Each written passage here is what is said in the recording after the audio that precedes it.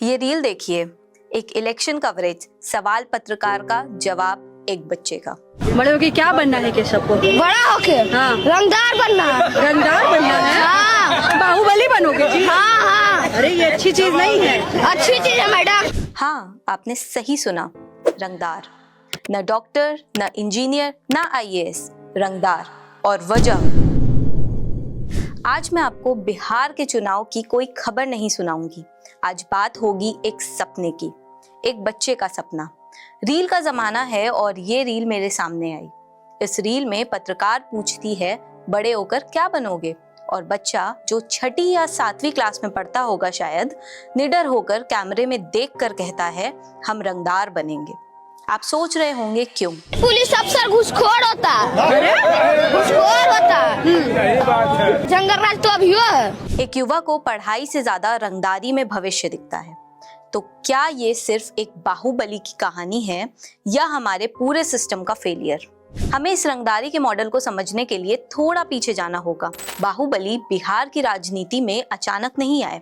80 और 90 के दशक में जब जातिगत संघर्ष और भूमि विवाद चरम पर थे, तब हर समुदाय ने अपने रक्षक यानी प्रोटेक्टर्स को खड़ा किया।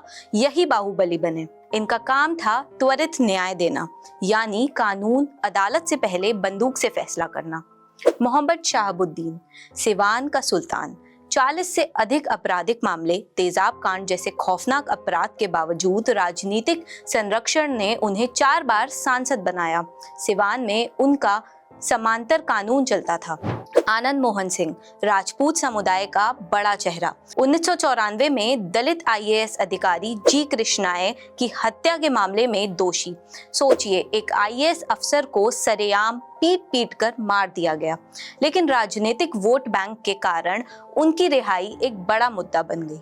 इन कहानियों ने युवाओं को सिखाया, सच्चा पावर लॉ में नहीं, बाहुबल में है। और जब बाहुबली की बात आती है तो मोकामा के अनंत कुमार सिंह उर्फ छोटे सरकार का नाम सबसे ऊपर आता है।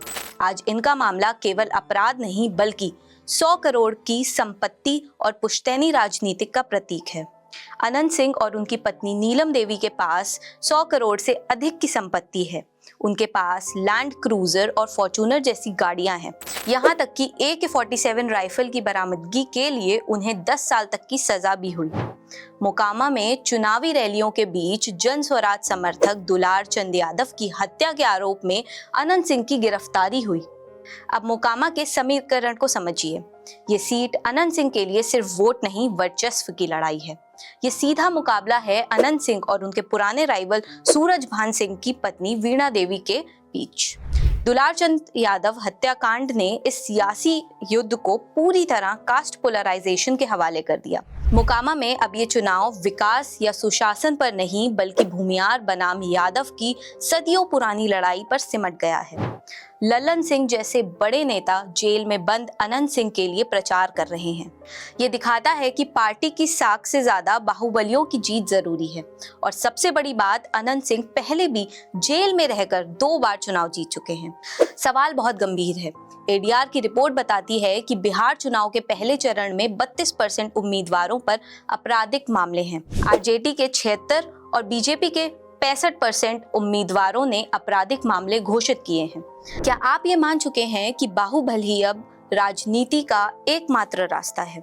जब हत्या और अपहरण जैसे आरोपी नेता करोड़पति बनकर चुनाव लड़ते हैं, और जब आपका बच्चा डॉक्टर या इंजीनियर बनने के बजाय रंगदार बनने का सपना देखता है, तो मैं आपसे एक सवाल पूछना चाहती हूँ कि क्या हम अपने लोकतंत्र को इस रंगदारी मॉडल के आगे सरेंडर कर देंगे या उसे बेहतर बनाने की कोशिश करेंगे? अब फैसला आपका है।